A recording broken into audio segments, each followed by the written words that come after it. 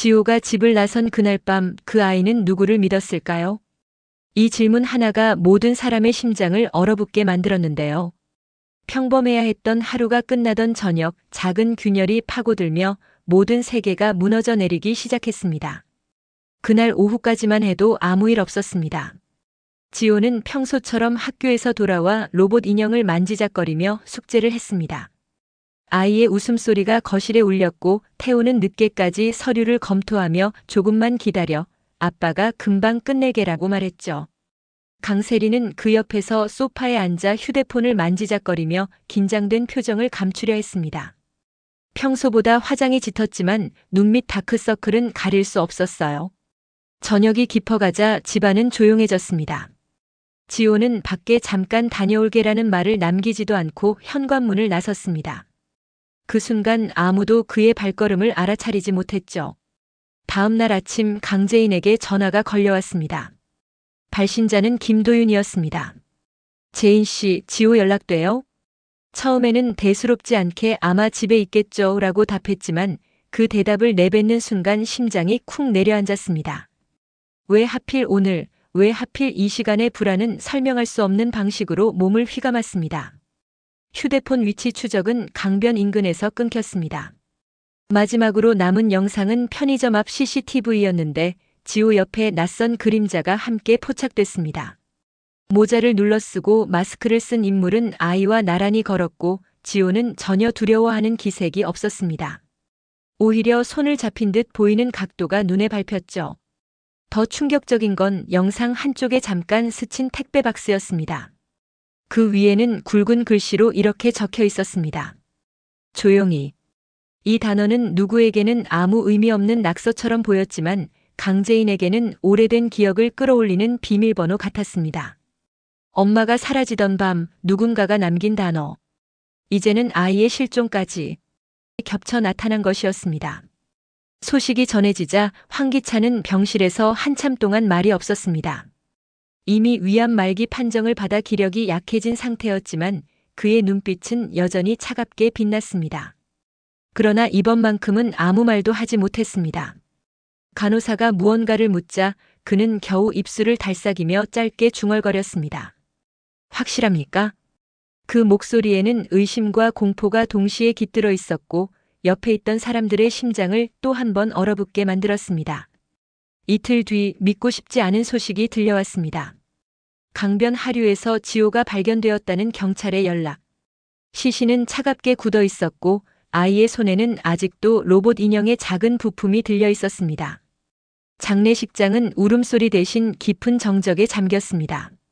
사람들은 서로 눈을 피했고 속삭임만이 공간을 채웠습니다. 혼자 나갔다던데. 밤길은 위험하잖아.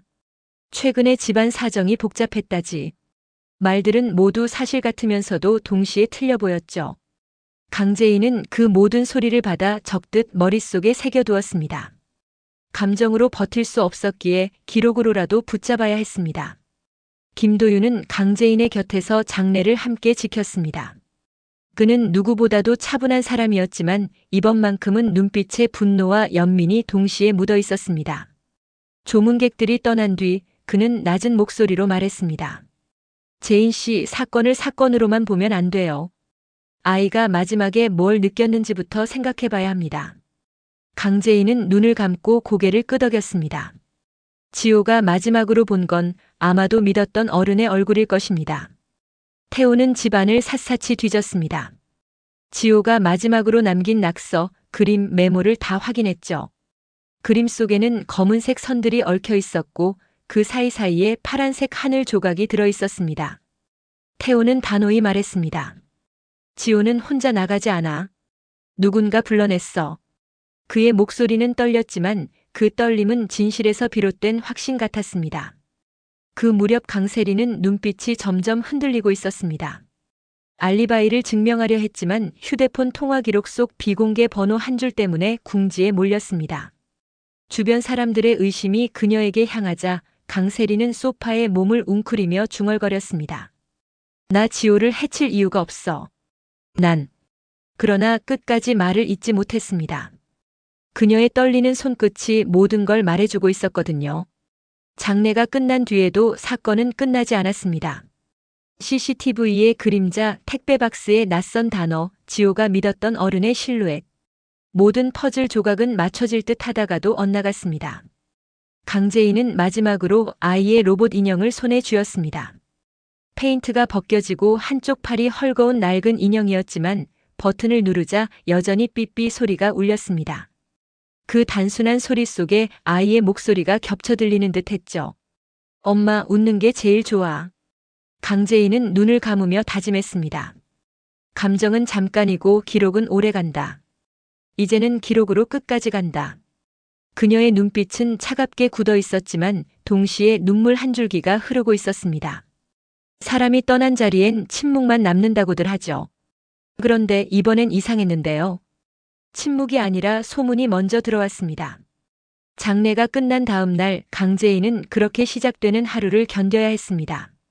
조문 화환에 달린 리본이 아직 말라있지도 않은데 회사 게시판과 메신저, 동네 단톡방에 밤마다 아이를 부른 목소리, 택배 박스의 낙서, 그날 불이 꺼지지 않았던 집 같은 말들이 돌기 시작했거든요.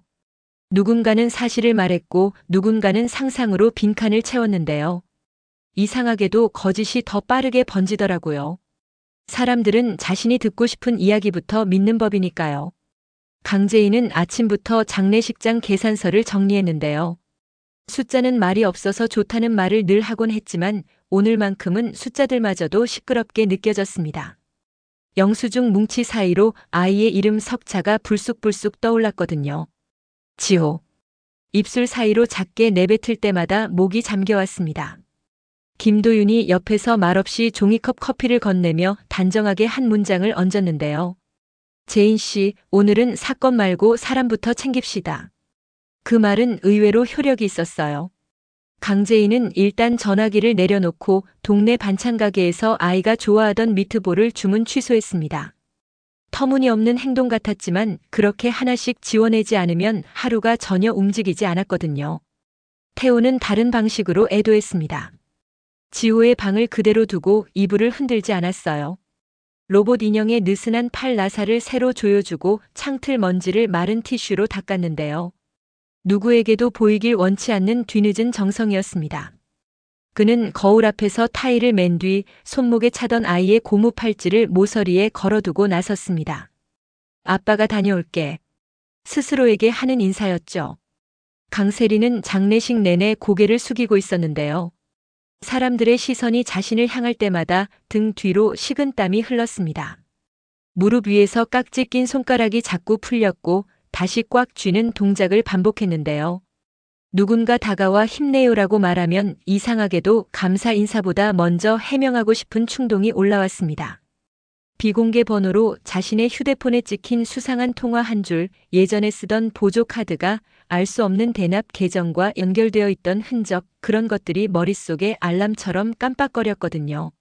난 정말 몰랐어. 혼잣말처럼 중얼거리자 옆에 있던 이가 고개를 갸웃했습니다. 강세리는 바로 입술을 깨물며 고개를 숙였고요. 변명은 언제나 타이밍을 놓쳐 더 추해지잖아요.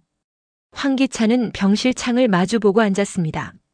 침대에 기대지 않고 의자에 앉는 버릇은 여전했는데요. 의자는 앉는 사람의 죄책감을 높여준다는 걸 그도 알았을 겁니다. 의사가 들어와 수치를 설명했지만 황기찬은 중간부터 듣지 않았습니다. 오늘은 검사를 미루죠. 의사의 말이 끝날 무렵 그는 마른 입술을 열어 짧게 답했습니다. 검사는 나중에. 먼저 해야 할 말이 있어요. 그는 자신이 묵인했던 몇 가지 거래를 다시 종이에 옮겨 적었는데요. 놀랍게도 글씨는 생각보다 반듯했습니다. 흔들리는 건 손이 아니라 마음이라는 걸 그는 뒤늦게 알았거든요. 장례를 마친 다음 날부터 강재인은 사건을 시간으로 묶었습니다.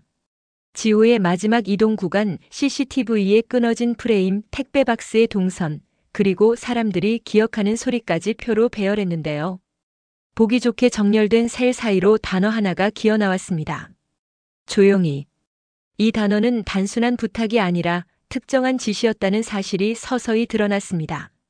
YL그룹 과거 메모들에도 협력사들의 내부 메신저 캡처에도 보안 아웃소싱 업체 서버 로그에도 동일한 문장이 반복되어 있었거든요. 조용히 처리, 조용히 넘김, 조용히 대기. 누군가 오래전부터 침묵을 시스템으로 만들어 돌리고 있었다는 이야기였죠. 김도윤은 비슷한 시각 학교와 동네를 돌며 사람들의 귀를 모았습니다. 지호의 담임은 아이가 최근 파란색을 집요하게 칠했다고 말했는데요. 늘 검은 선부터 긋고 그 위를 파랑으로 덮었어요. 비 오기 전 하늘 같았달까요? 옆반 아이는 장난스럽게 덧붙였죠. 지호는 밤에 무서워도 참고 나가요. 약속은 꼭 지키거든요. 약속. 그 말 하나가 사람들의 머리를 동시에 쳤습니다. 누군가 아이에게 약속을 잡았고 아이는 믿었습니다. 믿음은 안내가 될 수도 유인이 될 수도 있었는데요. 이번엔 후자였다는 냄새가 났습니다. 점심 무렵 태호가 먼저 강세리를 찾아갔습니다. 카페 구석 자리였다가 금세 비어있는 옆자리까지 긴장으로 가득 차더라고요. 태호는 조용히 물었습니다. 그날 전화 받았어요? 강세리는 처음엔 아니야라고 잘랐지만 곧 시선을 내렸다가 올리는 동안 답이 바뀌었습니다. 받긴 했어. 근데 금방 끊겼어. 숨 쉬는 소리만 나고. 아이 얘기는요? 없었어. 정말. 그 대화는 짧았지만 많은 걸 남겼습니다. 강세리는 거짓말을 크게 못합니다. 대신 빼먹는 데 능한 사람이었죠. 태호는 그걸 오래 겪어온 쪽이고요. 그는 마지막에 아주 단단한 목소리로 말했습니다. 혹시라도 아주 혹시라도 당신이 누군가의 부탁을 들어준 게 있으면 지금 말해요. 늦을수록 더 아파요. 강세리는 고개를 끄덕이는 대신 컵받침을 집게 손가락으로 긁었습니다. 긁는 소리는 짧고 불가능하다는 사실을 스스로 인정하는 것 같았어요. 그날 저녁 강재인은 회사 회의실에서 조용히 맵을 펼쳤습니다. 각 문장의 최초 발생 시점, 문장을 쓰던 사람들의 직급 변화, 그리고 특정 날짜를 전후에 문체가 바뀌는 지점들을 표시했는데요. 기이하게도 한 분기, 동일한 맞춤법 실수가 문서들에 반복되어 있었습니다. 처리가 천리로 넘김이 넘깁니다로. 사람의 손이 움직일 때 남기는 버릇은 거짓말을 못하잖아요. 그 버릇의 주인을 찾는 일은 생각보다 오래 걸리지 않을지도 몰랐습니다. 밤 9시쯤 동네 편의점 아르바이트생이 제보를 남겼는데요. 지호가 사라지던 밤 두 사람이 들어와 컵라면을 샀다는 내용이었습니다. 애가 먼저 고개를 끄덕였어요. 같이 있던 어른이 라면을 2개 계산했고요. 영수증은 아마 폐기했을걸요. 강재인은 영수증을 못 구한 대신 어이없게도 더 확실한 걸 얻었습니다. 포인트 적립 기록. 누군가의 전화번호 4자리 뒷번호가 남아 있었고 그 번호는 근처 경비실 내선 번호와 같았거든요. 코앞에 있었는데 모두 놓치고 있었습니다. 그 경비실엔 오래 근무해온 경비반장이 있었고 사람들은 그를 성실한 어른으로 기억했는데요. 아이들에게 과자도 자주 사주고 길 잃은 반려견을 찾아주기도 하는 그런 사람이었습니다. 그 사람 나쁜 분 아니에요라고 동네 사람들이 한 목소리로 말할 정도로요. 바로 그래서 더 위험했을지도 모릅니다. 선의의 얼굴은 경계심을 녹이는데 가장 탁월하니까요. 강재인은 마음이 흔들릴 때마다 표를 들여다봤습니다. 표는 감정을 잠깐 데우고 금방 식히는 냉온탕 같은 도구였는데요. 그는 표 아래에 한 줄을 더 적었습니다. 지호가 무서워하지 않았다. 그 한 줄은 모든 추측을 바꿔놓았습니다. 만약 강제로 끌려간 거라면 아이의 어깨가 굳고 손등이 움찔하는 미세 신호가 있어야 했겠죠. 그런데 반사 화면 속 실루엣에서 지호는 고개를 기댄 듯 보였고 편의점 알바의 기억에서도 아이는 먼저 고개를 끄덕였습니다. 설득 혹은 약속 두 단어 중 무엇이었든 그건 믿음을 전제로 한 행동이었습니다. 김도윤은 강재인에게 조심스럽게 제안했습니다. 회의에서 범인을 특정하는 말은 하지 말죠. 우리는 아직 사실만 알고 있어요. 감정으로 던진 말은 돌아올 때 칼이 됩니다. 강재인은 잠깐 벽시계를 봤는데요. 초침이 지나갈 때마다 머릿속에서 확실합니까가 울렸습니다. 누군가의 질문이자 자신에게 던지는 검증 문장이었죠. 그는 결국 고개를 끄덕였습니다. 맞아요. 오늘은 여기까지. 내일은 경비실부터 들어갑시다.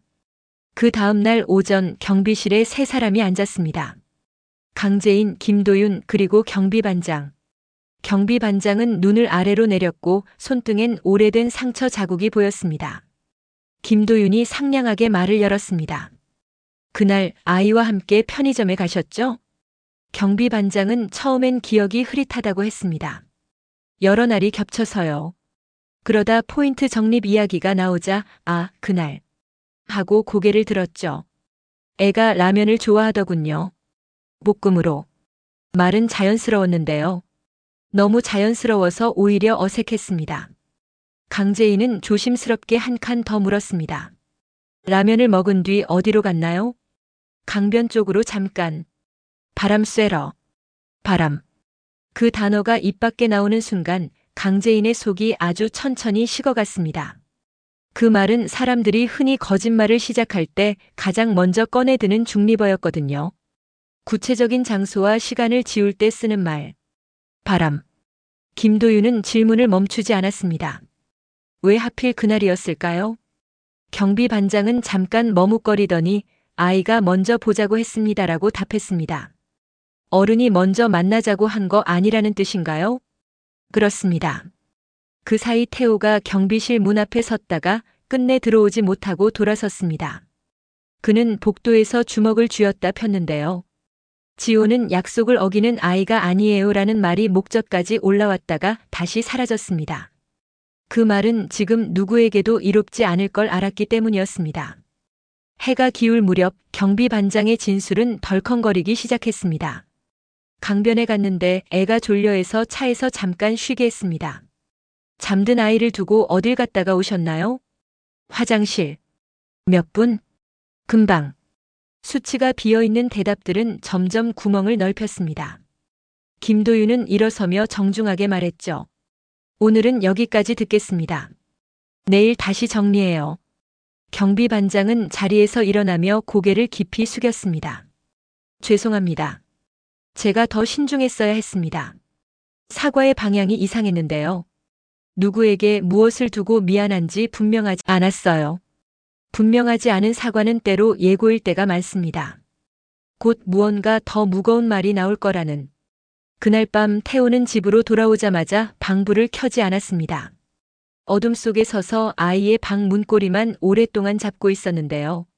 손끝이 저려올 때까지 놓지 않았습니다. 지호야.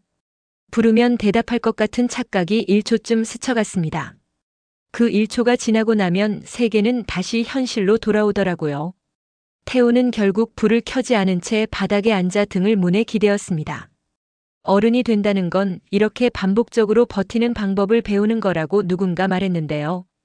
그는 그 말이 진짜인지 오늘 처음으로 믿었습니다. 강세리는 반대로 집안의 모든 불을 켰습니다. 부엌, 거실, 안방, 욕실 불까지 전부. 불빛이 많으면 덜 무서울 거라 생각했는데 오히려 그림자가 더 길어졌습니다. 그녀는 서랍을 열어 예전 보조 카드를 꺼냈습니다. 모서리가 달아 윤이 난 카드. 손끝으로 카드를 문지르며 중얼거렸죠. 그때 왜 빌려줬을까? 대답은 알고 있었습니다. 빛과 두려움 때문이었죠. 낯선 사람의 친절한 말투 잠깐만 쓰고 바로 정리하자던 설득, 자신이 중앙이 아니라 통로가 되어버리는 공포. 강세리는 한참 후에야 카드를 다시 봉투에 넣고 서랍을 닫았습니다. 이제는 안 해. 그 다짐이 너무 늦었다는 걸 눈물이 먼저 알았습니다. 강재인은 회사로 돌아가 회의실 불을 일부러 반만 켰습니다. 장례식장 냄새가 옅게 따라 들어와 머리칼 끝에 걸렸는데요. 그녀는 화이트보드에 굵은 글씨로 썼습니다. 확실합니까? 그 문장을 맨 위에 걸어두고 그 아래에 사실만 적었습니다. 지호와 어른이 함께 편의점에 들어갔다.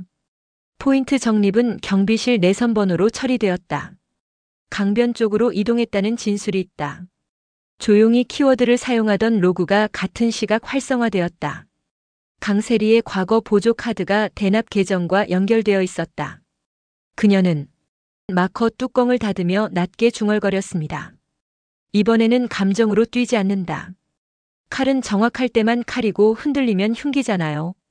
다음 날 오전 YL그룹 내부 감사팀과 외부 조사관이 함께 모였습니다.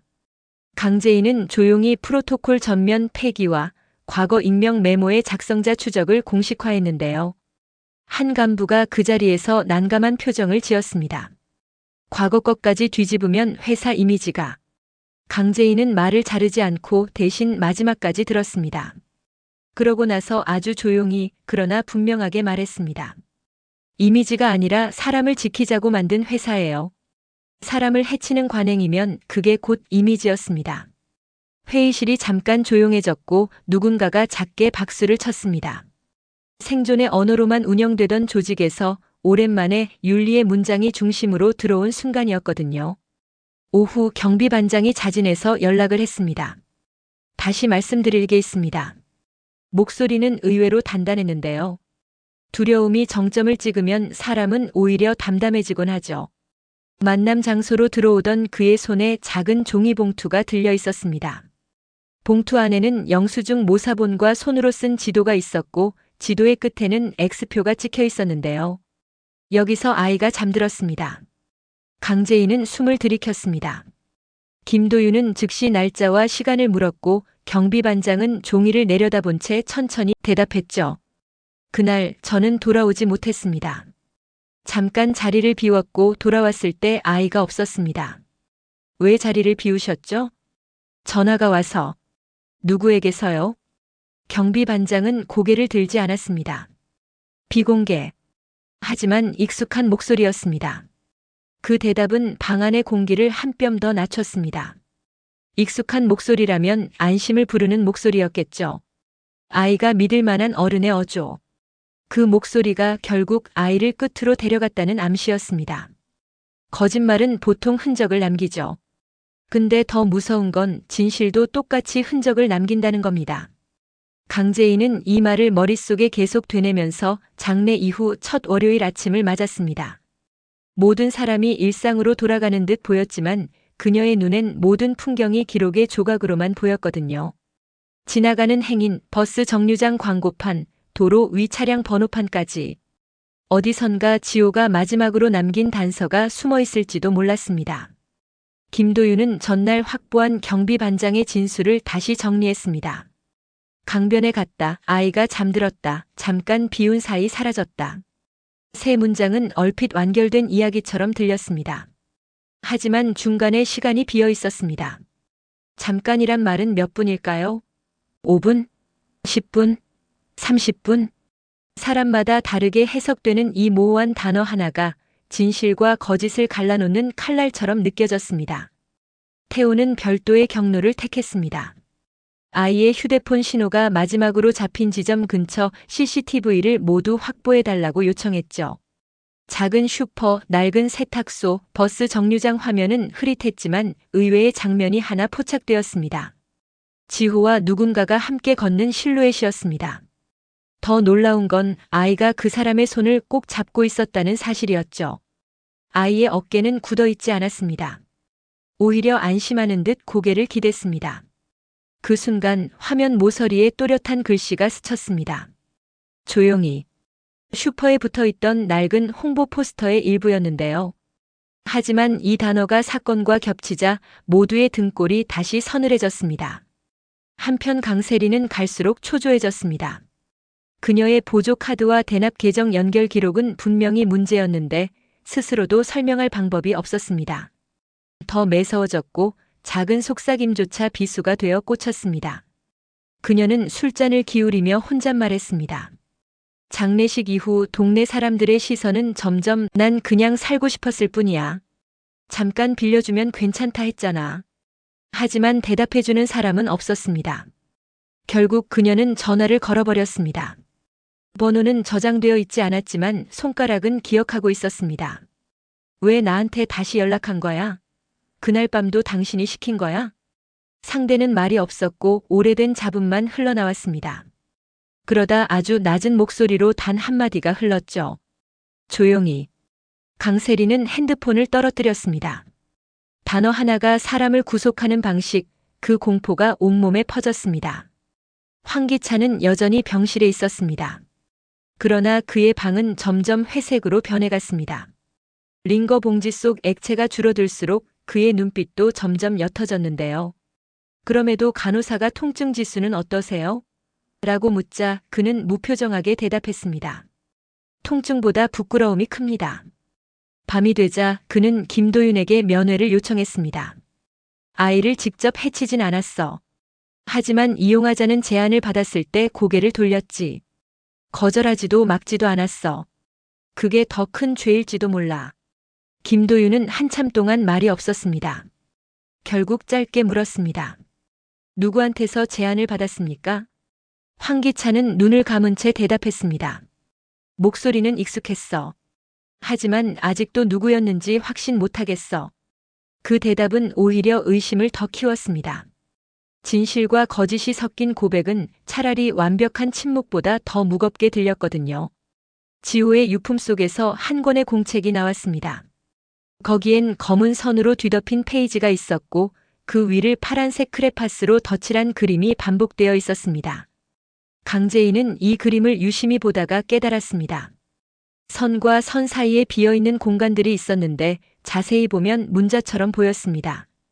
겹쳐놓고 보면 도, 윤, 아, 저 네 글자가 어렴풋이 드러났습니다. 강재인은 손을 떨며 중얼거렸습니다. 지호가 뭔가를 남기려고 했던 거야.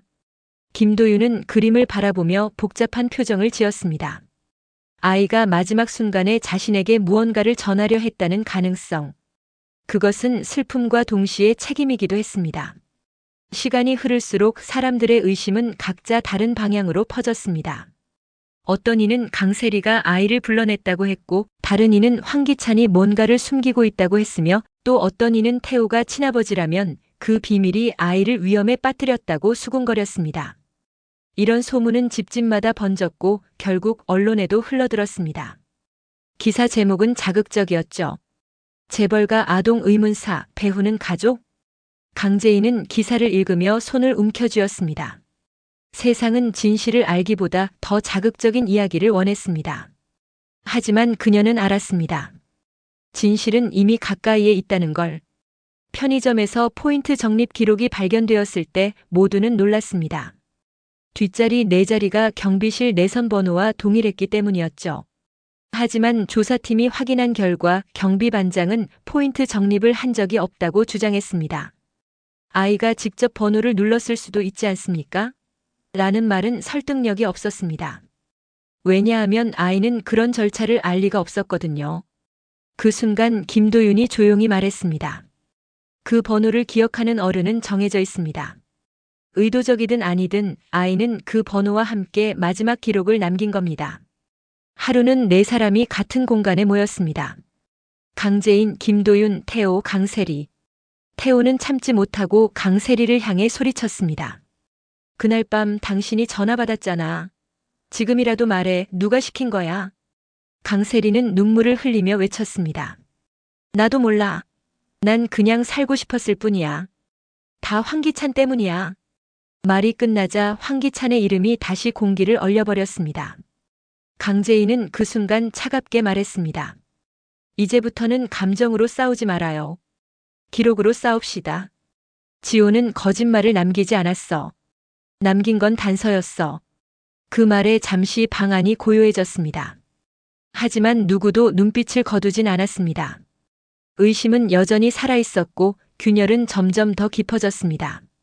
그날 밤 CCTV 서버에서 복원된 새로운 영상이 도착했습니다. 화면은 흐릿했지만 분명히 지호 옆에 익숙한 체형의 어른이 있었습니다. 고개를 살짝 숙인 실루엣, 그리고 아이의 손을 이끄는 동작. 하지만 해상도가 낮아 얼굴은 식별할 수 없었습니다. 강재인은 영상을 반복 재생하며 중얼거렸습니다. 이 사람은 아이가 믿은 사람이다.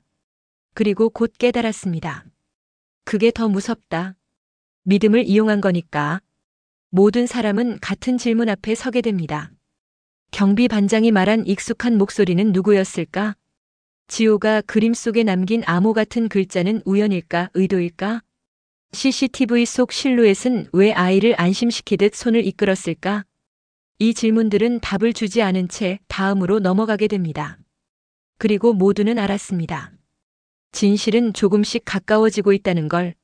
하지만 가까워질수록 더 많은 사람이 상처를 입게 된다는 사실도 함께요. 진실은 늘 천천히 걸어오지만 거짓은 먼저 달려가 기다리고 있죠. 이 말은 장례가 끝난 뒤 강재인의 머릿속을 하루에도 수십 번 맴돌았습니다. 지호가 남긴 단서들이 하나둘 드러날수록 누군가는 그 단서 위에 또 다른 거짓을 덧칠하고 있었거든요. 조사실에 앉은 경비반장은 여전히 담담해 보였지만 그의 눈빛은 자꾸 흔들렸습니다. 아이를 잠시 차에 두고 화장실에 갔다. 돌아왔을 땐 없었다. 이 진술은 앞뒤가 맞지 않았습니다. 당시 CCTV에는 강변 주차장 근처에서 다른 차량의 불빛이 포착되었거든요.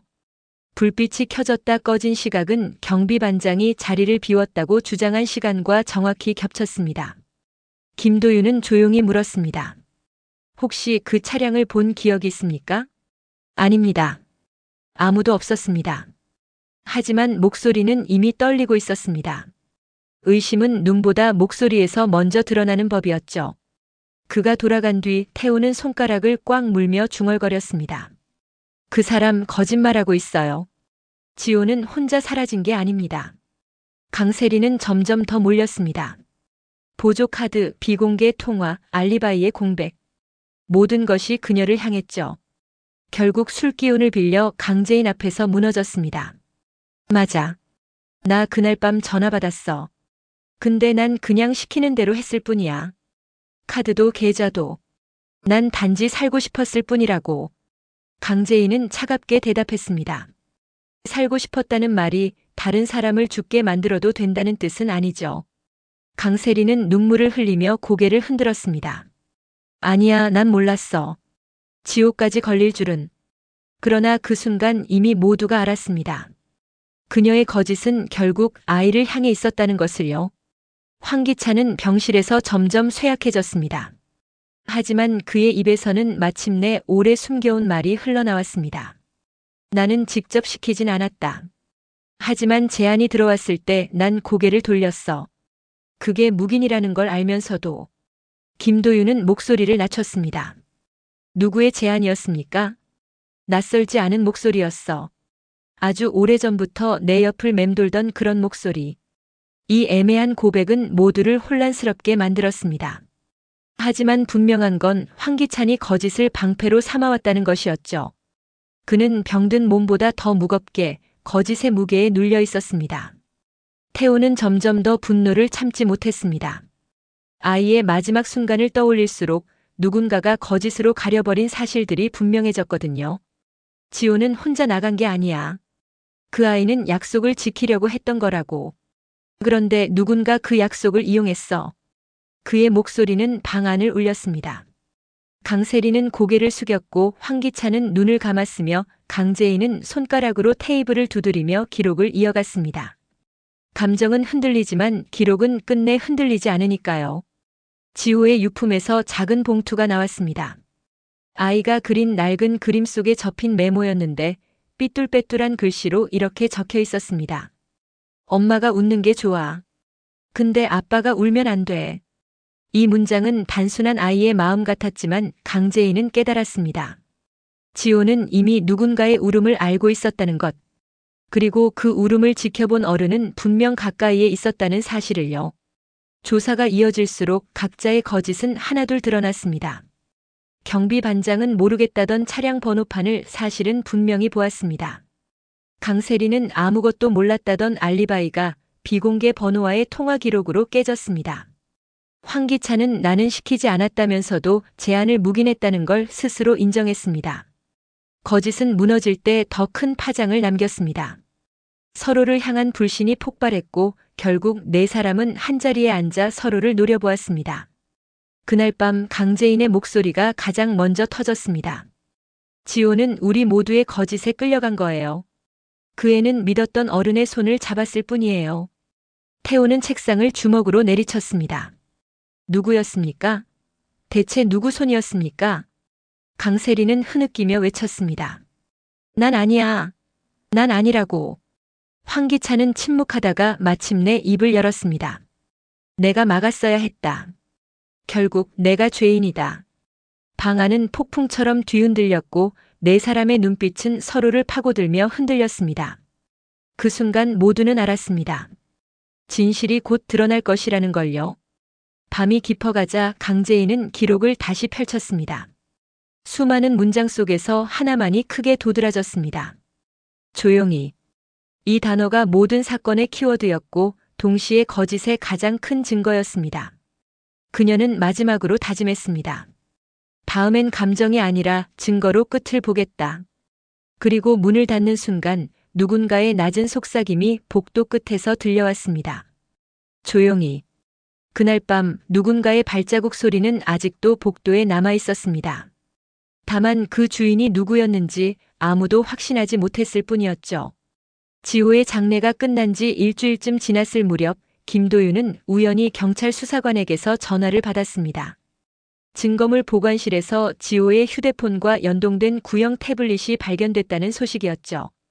그 안에는 7초짜리 음성 녹취 파일이 저장되어 있었습니다. 조용히. 금방 끝나. 낯설지 않은 낮은 목소리. 파일은 거기서 갑자기 끊겼습니다. 강재인은 숨을 삼켰습니다. 누구 목소리 같아? 태호는 눈을 피한 채 대답했습니다. 아마도 우리가 알고 있는 사람일 겁니다. 강세리는 녹취를 들은 뒤 술에 취해버렸습니다. 평소 강렬하던 화장은 번졌고 눈동자는 흔들렸습니다.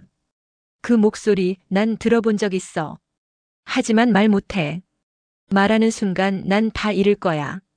그녀의 고백은 반쯤 진실 같았고 반쯤 거짓 같았습니다. 어쩌면 둘 다였을지도 몰랐습니다. 강재인은 단호하게 밀어붙였습니다. 이미 잃을 건 다 잃었어. 이제 남은 건 내가 선택하는 방식뿐이야. 강세리는 고개를 숙였지만 그 말 속에 담긴 단어 하나가 마음을 찔렀습니다. 선택. 병원에 입원 중인 황기찬은 여전히 사람들을 피했습니다. 하지만 김도윤은 그를 찾아가 물었습니다. 회장님, 왜 아직도 침묵하십니까? 황기찬은 기침을 하며 속삭였습니다. 나는 진실을 말하면 더 큰 혼란이 올 걸 알았다. 내가 죽으면 그게 정리일 수도 있다. 그의 말은 고백인지 또 다른 회피인지 알 수 없었습니다. 하지만 지호의 이름이 거론될 때마다 얼굴이 창백해졌다는 사실만은 분명했습니다. 그는 분명 알고 있었습니다. 그리고 그 알고 있음은 병보다 더 깊게 그를 갉아먹고 있었죠. 태호는 혼자 CCTV 기록을 뒤졌습니다. 그리고 새벽 3시 지호가 사라지기 직전의 화면을 찾아냈습니다. 주차장 한편 아이의 작은 그림자가 누군가의 손에 이끌려 이동하는 모습. 얼굴은 보이지 않았지만 체격은 분명히 경비 반장과 일치했습니다. 태호는 주먹을 쥐며 속삭였습니다. 내가 아니라고 했지.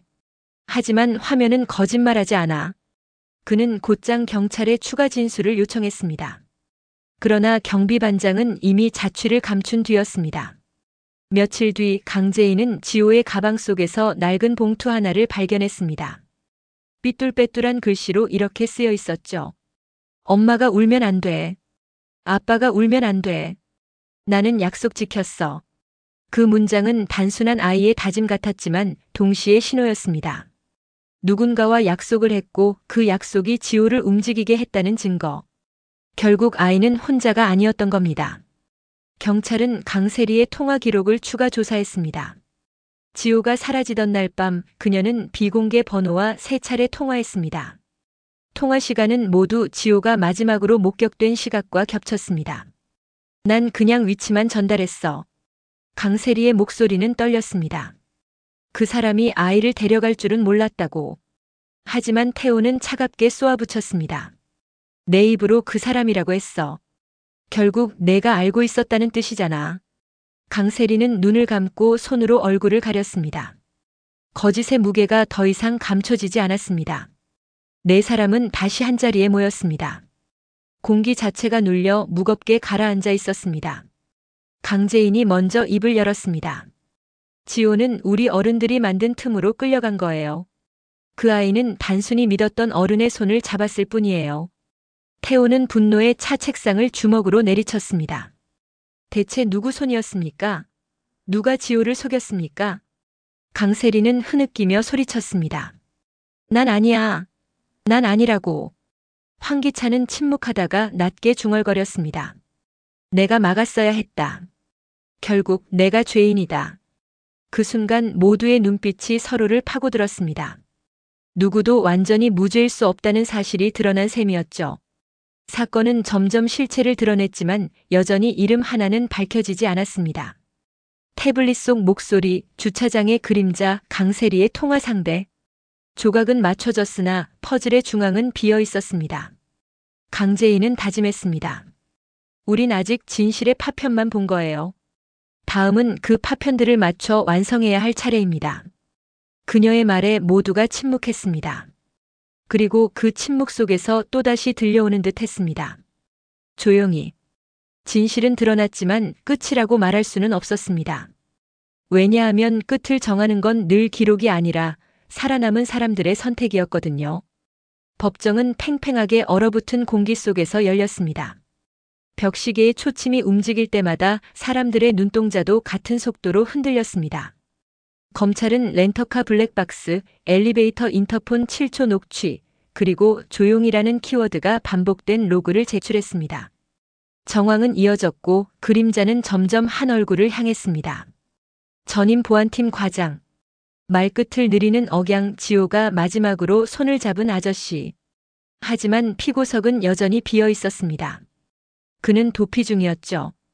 결국 오늘 법정은 부재 재판의 형식으로 진행될 수밖에 없었습니다. 난 통로였을 뿐이에요. 강세리의 목소리는 떨렸습니다. 그날 밤 위치를 전달하라는 지시를 받았고 그대로 보냈습니다. 아이가 관련될 줄은 몰랐습니다. 변호인은 반문했습니다. 그 지시자가 누구였습니까? 프로필도 이름도 없는 계정. 다만 목소리는 제게도 낯설지 않았습니다. 조용히 하고 말끝을 길게 끄는 습관. 그게 늘 귓가에 남았습니다. 방청석에 앉아있던 사람들의 시선이 동시에 한 방향으로 흘렀습니다. 얼굴은 비어 있었지만 목소리의 윤곽은 이미 그 자리를 채우고 있었거든요. 재판부에 제출된 또 하나의 증거. 황기찬이 병상에서 남긴 자필 진술서였습니다. 나는 직접 시키지 않았다. 그러나 묵인했다. 그 목소리를 알고 있다. 하지만 이름을 옮기면 나는 무너질 것이다. 그럼에도 변명 없이 책임을 지겠다. 그는 재판이 열리기 이틀 전 세상을 떠났습니다. 마지막까지 묵인이라는 단어를 붙잡은 채. 결국 그의 고백은 진실의 문을 열었지만 동시에 또 다른 공백을 남겼습니다. 이름 없는 고백은 절반의 진실일 뿐이었으니까요. 김도윤은 지호의 공책을 법정에 내밀었습니다. 아이의 글씨로 도윤아, 저 사람 믿어도 돼? 라는 문장이 남아 있었습니다. 이건 단순한 낙서가 아닙니다. 아이가 마지막 순간에 남긴 질문이자 증언입니다. 법정이 순간 정적에 휩싸였습니다. 질문은 대답을 요구하지만 대답할 사람은 이미 부재했습니다. 아이는 질문을 남겼고 어른들은 그 질문을 덮으려 했습니다. 바로 그 지점에서 거짓의 구조가 무너진 것이었죠. 태호는 증언대에 올라 아이의 로봇 인형을 꺼냈습니다. 버튼을 누르자 삐삐 소리가 법정에 울려 퍼졌습니다. 이 소리는 지호가 남긴 마지막 목소리와 같습니다. 아이는 끝까지 어른을 믿었습니다. 그런데 그 믿음이 통로가 되고 벽이 되고 덫이 되었습니다. 오늘 이 재판이 꼭 이름을 밝히지 못하더라도 우리는 최소한 기록해야 합니다. 다시는 아이의 믿음이 죽음으로 이어지지 않도록. 그의 말은 방청석 사람들의 가슴을 무겁게 눌렀습니다. 분노가 아니라 끝내 작별을 선택한 목소리였기에 더 멀리 울렸습니다. 재판부는 선고했습니다. 전임 보안팀 과장의 범행 정황은 충분히 인정된다. 다만 피고가 부재한 상태에서 형량은 유보한다. 본건은 공범 여부를 포함해 계속 수사한다. 결국 이름은 완전히 밝혀지지 않았습니다. 하지만 기록은 남았습니다. 조용이라는 단어, 묵인의 고백, 아이의 질문, 그리고 로봇 인형의 삐삐 소리까지. 강재인은 법정을 나서며 속삭였습니다. 끝은 기록이 아니라 선택으로 남는다. 사람들은 저마다 다르게 움직였습니다. 강세리는 밤마다 휴대폰을 켰다 껐다 하며 읽음 일의 그림자를 지워내려 했습니다. 태호는 로봇 인형을 아이의 방에 다시 두고 문을 닫았습니다. 작별을 선택했으니까요. 김도윤은 지호의 공책을 보관하며 아이가 남긴 질문에 답하려 애썼습니다. 믿어도 돼. 그 대답을 오늘에서야 늦게 내뱉었습니다.